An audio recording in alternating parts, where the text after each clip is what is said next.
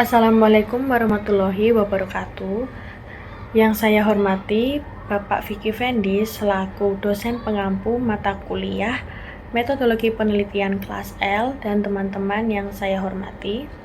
Di sini kami dari kelompok 7 akan memaparkan materi dari chapter 9 yang berjudul Administering Questionnaires. Tapi sebelumnya, izinkan saya memperkenalkan anggota kelompok kami terlebih dahulu. Alexandra Soraya NPM akhir 164, Melina Amelia Arti dari NPM akhir 171, Melati Cahyaning PAP dengan NPM akhir 185, dan Faiza dari NPM akhir 193. Baik, yang pertama ada jenis kuesioner.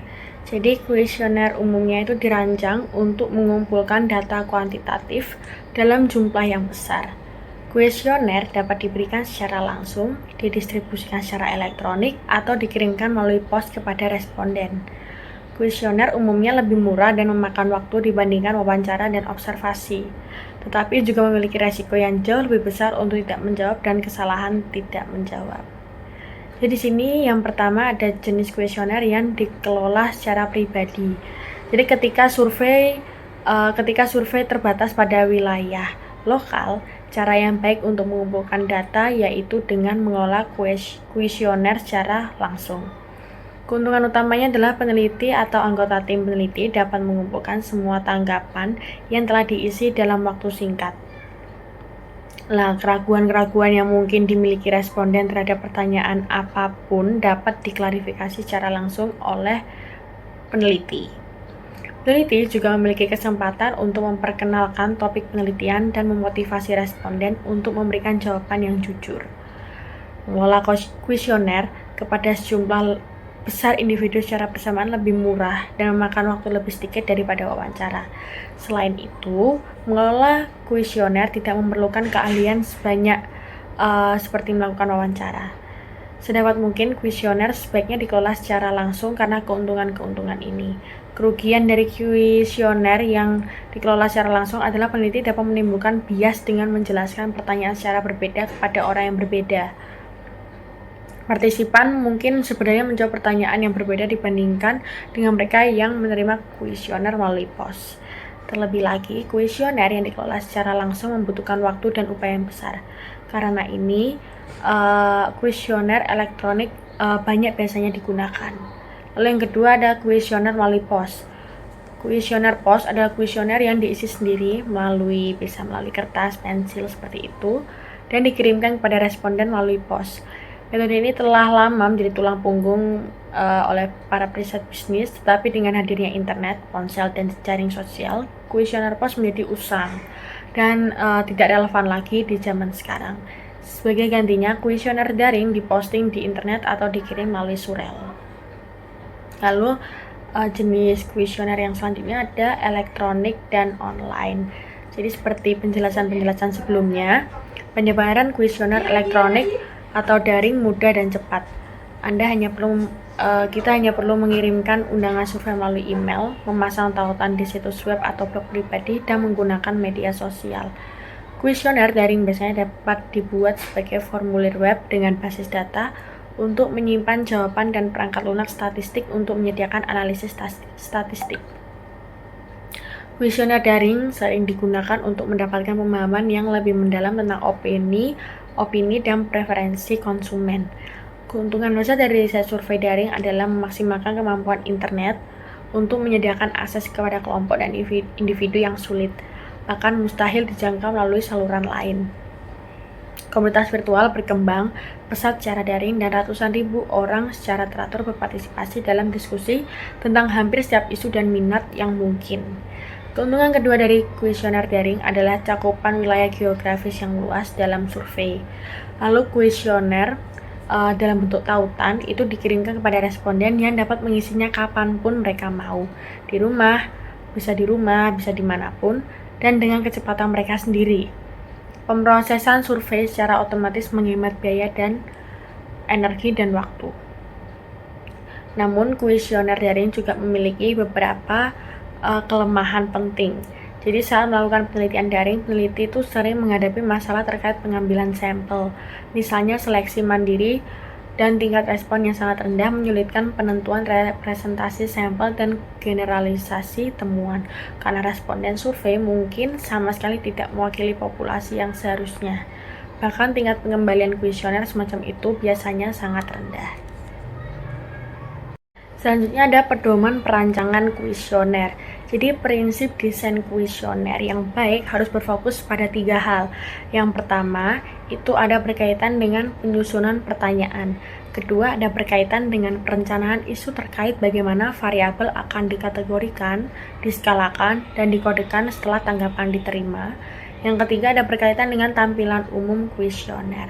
Nah, ketiganya itu merupakan isu penting dalam desain kuesioner karena dapat meminimalkan bias dalam penelitian.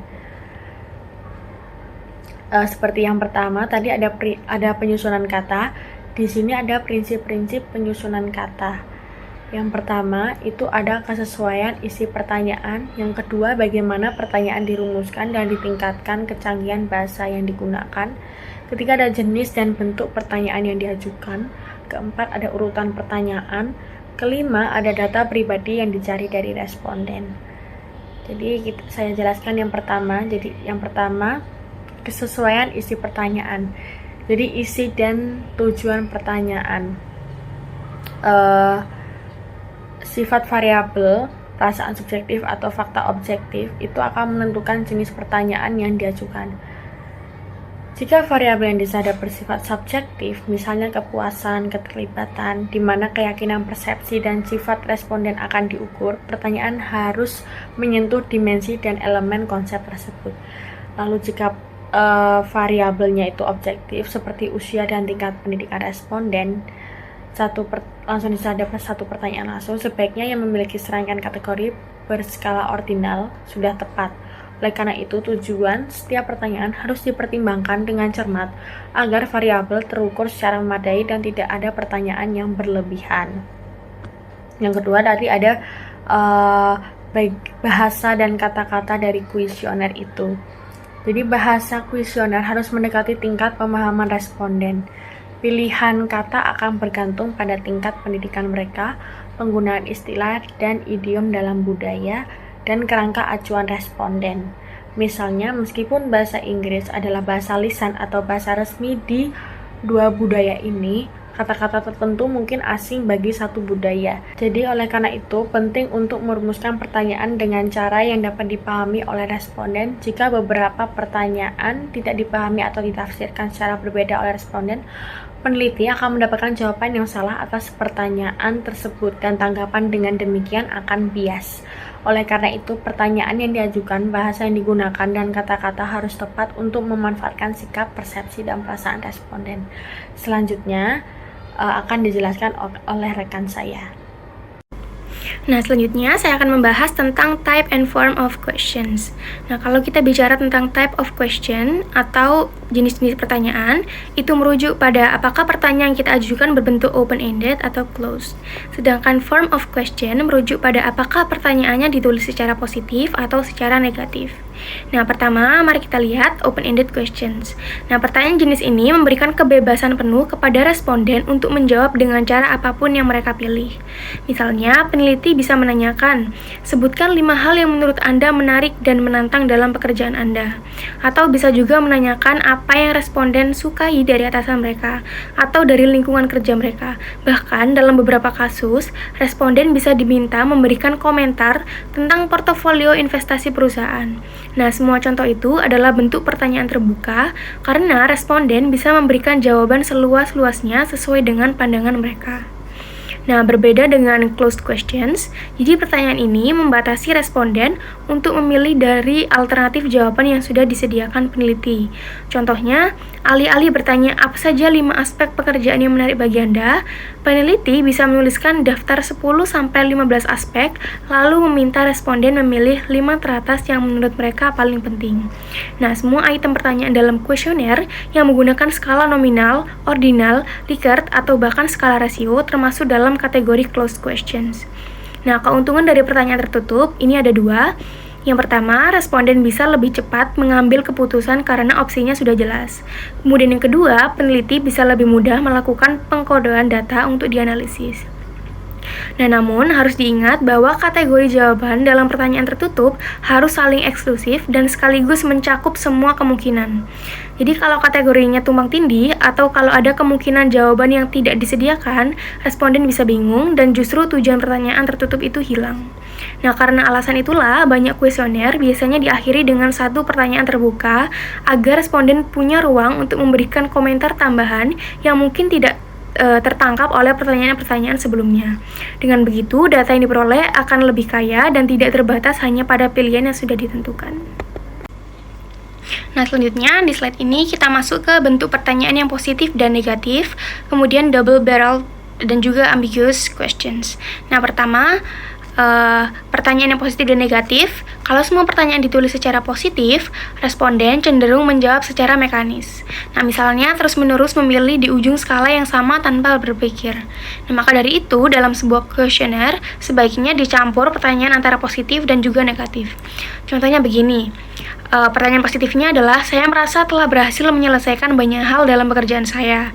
Nah, lawan dari itu, pertanyaan negatifnya adalah, saya merasa tidak terlalu efektif dalam pekerjaan saya. Nah, dengan variasi ini, responden dipaksa berpikir ulang sebelum menjawab, sehingga jawabannya lebih jujur. Tetapi perlu diingat juga, penggunaan double negatives harus dihindari karena justru bisa membingungkan. Nah, misalnya lebih baik menulis, datang ke kantor itu tidak terlalu menyenangkan, daripada menulis kalimat yang berlapis-lapis dengan kata tidak dan juga hanya. Kedua, double-barreled questions. Jadi pertanyaan jenis ini harus dihindari. Double-barreled artinya satu pertanyaan punya dua sub-bagian yang bisa dijawab berbeda. Misalnya, apakah menurut Anda ada pasar yang bagus untuk produk ini? Dan apakah produk ini akan laku keras? Nah, responden bisa saja menjawab ya untuk bagian pertama, tetapi tidak untuk bagian yang kedua. Nah, kalau dua hal itu dijadikan satu pertanyaan, jawabannya jadi ambigu. Maka sebaiknya dipisah. Satu pertanyaan tentang potensi pasar dan satu lagi tentang prospek penjualannya. Kemudian yang ketiga, ambiguous questions atau pertanyaan yang ambigu. Walaupun tidak double-barreled, ada juga pertanyaan yang bahasanya terlalu kabur. Misalnya pertanyaan, seberapa bahagia Anda? Responden bisa bingung, apakah yang dimaksud adalah bahagia di tempat kerja, bahagia di rumah, atau bahagia secara umum. Jadi jawaban yang terkumpul bisa bias, karena setiap orang menafsirkan berbeda pertanyaan seperti ini, sebaiknya bisa dihindari supaya hasilnya lebih akurat. Nah, kemudian pada slide ini kita akan membahas beberapa isu lain dalam perumusan pertanyaan. Yang pertama adalah recall dependent questions. Nah, ini adalah pertanyaan yang mengandalkan ingatan responden akan peristiwa di masa lalu. Nah, masalahnya ingatan bisa kabur, apalagi kalau sudah puluhan tahun. Contoh, seorang karyawan yang sudah bekerja 30 tahun mungkin diminta mengingat kapan pertama kali ia pindah ke departemen tertentu. Nah, jawabannya bisa sangat meleset. Nah, untuk hal-hal seperti ini lebih baik datanya diambil dari catatan kepegawaian, bukan dari ingatan responden. Kemudian yang kedua adalah leading questions. Jadi pertanyaan ini bahasanya cenderung mendorong responden untuk menjawab sesuai dengan keinginan peneliti. Misalnya, bukankah di tengah kenaikan biaya hidup, karyawan memang seharusnya mendapat kenaikan gaji yang besar? Nah, pertanyaan ini jelas menuntun orang untuk bilang iya. Nah, cara yang lebih netral adalah dengan bertanya, sejauh mana Anda setuju bahwa karyawan sebaiknya diberi kenaikan gaji yang lebih tinggi? Nah, dengan begitu, responden bebas memilih dari sangat setuju sampai sangat tidak setuju.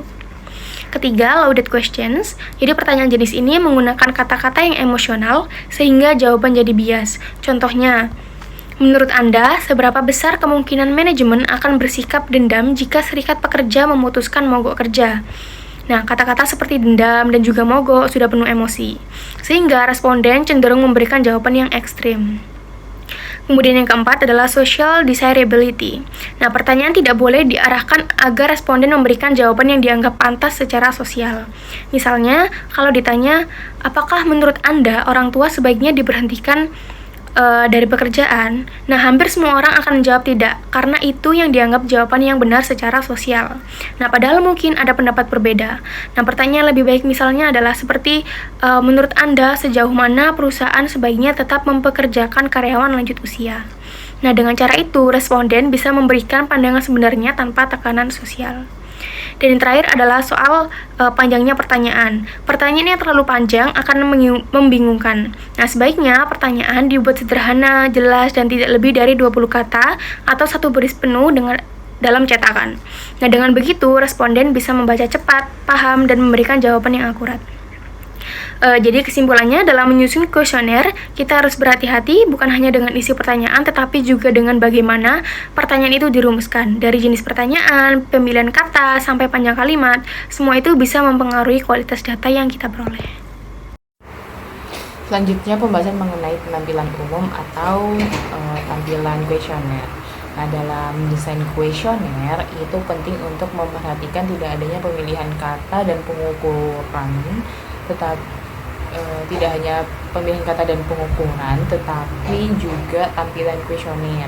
Jadi kuesioner yang menarik, rapi, dengan pengantar, instruksi, serta rangkaian pertanyaan dan alternatif jawaban itu akan memudahkan responden dalam menjawab.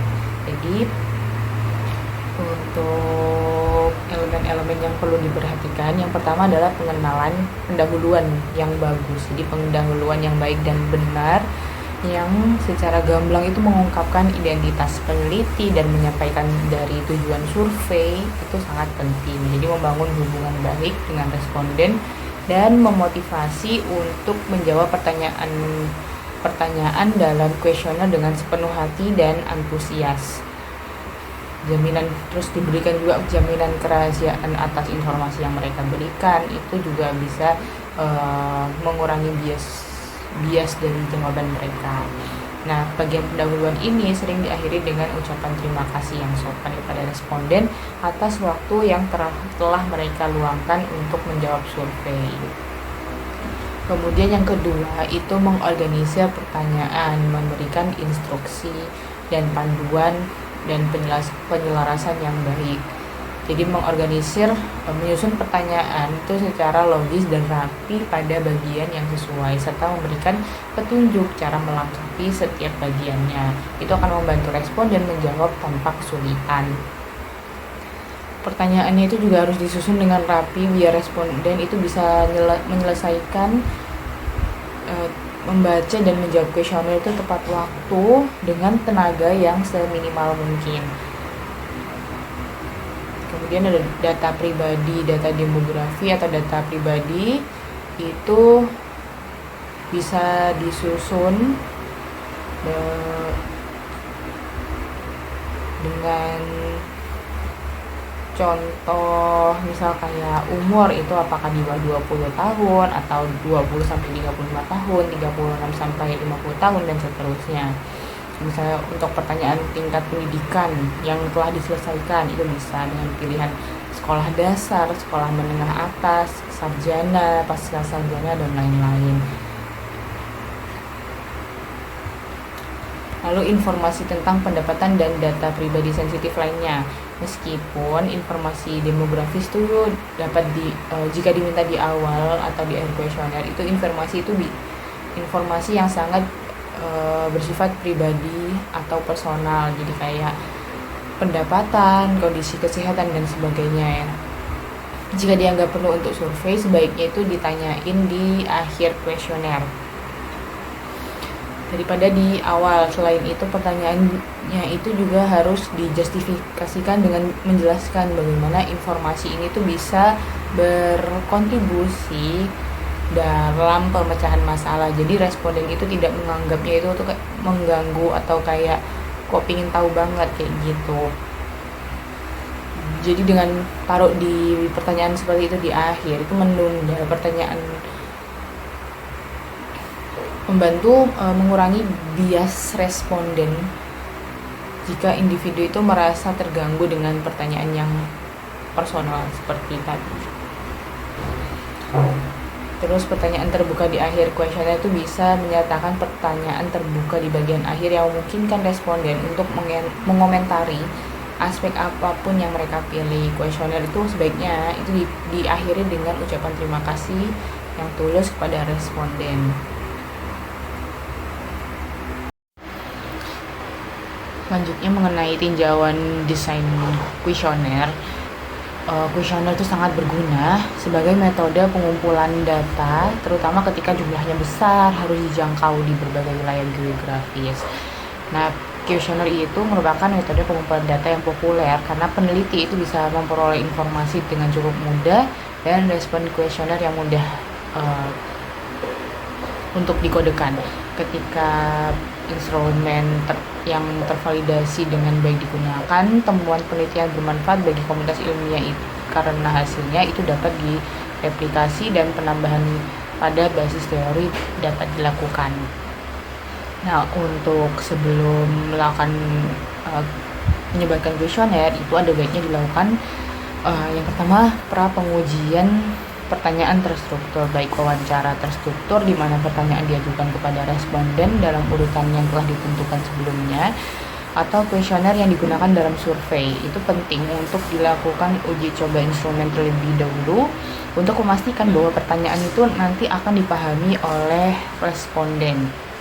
Nah, prapengujian metode ini melibatkan penggunaan sejumlah kecil responden untuk menguji kesesuaian pertanyaan dan pemahaman mereka. Jadi ini membantu memperbaiki kekurangan sebelum instrumennya ini tuh diberikan.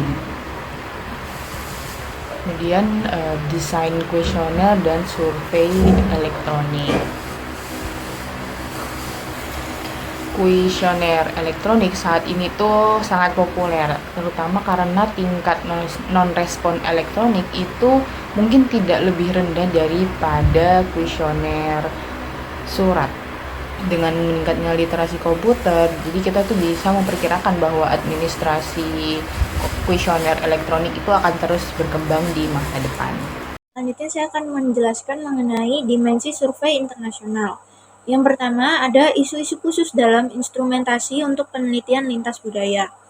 Nah, ada beberapa isu khusus yang perlu diperhatikan saat merancang instrumen untuk mengumpulkan data dari berbagai negara. Karena bahasa yang berbeda itu digunakan di berbagai negara. Jadi instrumen itu harus diterjemahkan terlebih dahulu oleh pakar lokal untuk memastikan kesetaraan kosakata, yaitu kata-kata yang digunakan memiliki arti yang sama. Lalu untuk memastikan kesetaraan idiomatik, ini juga bisa menjadi masalah di mana beberapa idiom yang unik untuk satu bahasa itu tidak cocok untuk diterjemahkan ke bahasa lain. Lalu ada kesetaraan konseptual, di mana arti kata-kata tertentu itu dapat berbeda dalam budaya yang berbeda. Nah, ini merupakan isu lain yang perlu diperhatikan. Lalu yang kedua, ada masalah dalam pengumpulan data lintas budaya. Nah, setidaknya ada 3 isu penting dalam pengumpulan data lintas budaya. Isu yang pertama itu adalah kesetaraan. Kesetaraan respon, waktu pengumpulan data, dan status individu yang mengumpulkan data. Nah, kesetaraan respon itu dapat dipastikan dengan menerapkan prosedur pengumpulan data yang seragam di berbagai budaya.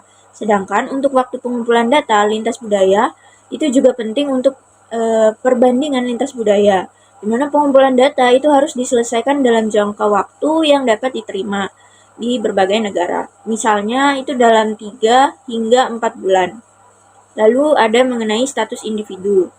Nah, status individu ini dapat diatasi dengan berkolaborasi dengan peneliti lokal saat mengembangkan dan mengelola instrumen penelitian. Terutama ketika bahasa dan adat istiadat responden itu berbeda dengan peneliti. Materi selanjutnya ada tinjauan kelebihan dan kerugian dari berbagai metode pengumpulan data dan kapan menggunakan masing-masing metode tersebut. Yang pertama itu ada metode wawancara tatap muka. Ini menyediakan data yang kaya, menawarkan kesempatan untuk membangun hubungan baik dengan narasumber dan membantu mengeksplorasi serta memahami isu-isu kompleks. Namun ada sisi negatifnya, yaitu wawancara tatap muka itu berpotensi untuk menimbulkan bias pewawancara dan dapat memakan biaya yang besar jika melibatkan banyak subjek juga. Wawancara tatap muka ini paling cocok untuk tahap eksplorasi penelitian ketika peneliti itu mencoba untuk mendapatkan gambaran menyeluruh tentang konsep dan faktor situasional.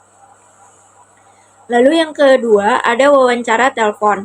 Ini membantu menghubungi subjek yang tersebar di berbagai wilayah geografis dan mendapatkan respon langsung dari mereka. Karena metode ini itu merupakan cara yang efisien untuk mengumpulkan data ketika seseorang itu memiliki pertanyaan spesifik dan terstruktur.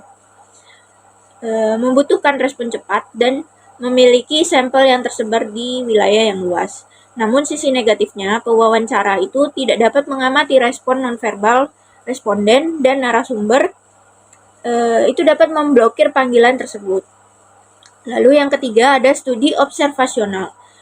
Ini membantu kita memahami isu-isu kompleks melalui observasi langsung, baik sebagai partisipan maupun sebagai pengamat atau non-partisipan.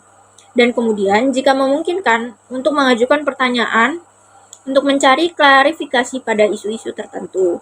Namun ada sisi negatifnya, yaitu biayanya mahal, karena periode observasi yang panjang itu biasanya mencakup beberapa minggu dan bahkan bulan. Diperlukan dan bias pengamat itu mungkin ada dalam data. Lalu studi observasional ini tuh paling cocok untuk penelitian yang membutuhkan data deskriptif non-laporan diri, yaitu ketika perilaku harus dipahami tanpa bertanya langsung kepada responden itu sendiri. Selanjutnya masih mengenai tinjauan kelebihan dan kekurangan dari metode pengumpulan data. Yang keempat adalah metode mengelola kuesioner secara pribadi pada kelompok individu. Nah, ini manfaatnya itu membantu untuk membangun hubungan baik dengan responden saat melalui survei. Lalu dapat memberikan klarifikasi yang diminta oleh responden di tempat, dan dapat mengumpulkan kuesioner segera setelah kuesioner itu diisi. Namun ada sisi negatifnya, yaitu pemberian kuesioner secara langsung membutuhkan biaya yang mahal, terutama jika sampel itu tersebar luas secara geografis.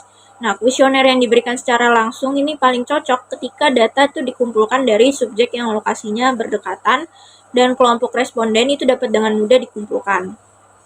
Selanjutnya yang terakhir ada kuesioner elektronik atau kuesioner ini itu menguntungkan ketika jawaban atas banyak pertanyaan itu harus diperoleh dari sampel yang tersebar secara geografis, atau ketika wawancara telepon itu sulit atau mustahil dilakukan tanpa biaya besar. Namun ada sisi negatifnya, yaitu kuesioner semacam ini itu biasanya memiliki tingkat respons yang rendah, dan seseorang itu tidak dapat yakin apakah data yang diperoleh ini tidak bias karena non-responden itu mungkin berbeda dari mereka yang merespon. Nah, survei kuesioner elektronik itu paling cocok dan mungkin satu-satunya alternatif yang tersedia bagi peneliti ketika informasi itu harus diperoleh dalam skala besar melalui pertanyaan terstruktur dengan biaya yang wajar dari sampel yang tersebar luas secara geografis. Materi selanjutnya adalah mengenai multimetode pengumpulan data. Nah, karena hampir semua metode pengumpulan data itu memiliki bias, pengumpulan data melalui berbagai metode dan dari berbagai sumber itu dapat memberikan ketelitian pada penelitian, di mana korelasi yang tinggi di antara data yang diperoleh pada variabel yang sama dari sumber yang berbeda dan melalui metode pengumpulan data yang berbeda pula, itu dapat memberikan kredibilitas yang lebih besar pada instrumen penelitian dan data yang diperoleh melalui instrumen-instrumen lain.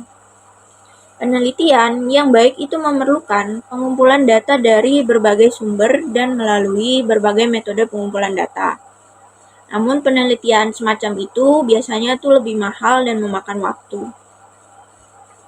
Nah, berikutnya ada materi terakhir mengenai etika dalam pengumpulan data. Jadi, etika dalam pengumpulan data ini dibagi dua, ada etika dan peneliti, di mana ini etika terkait etika yang harus dipatuhi oleh peneliti. Nah, etika yang pertama itu adalah memperlakukan informasi yang diberikan oleh responden sebagai rahasia dan menjaga privasinya.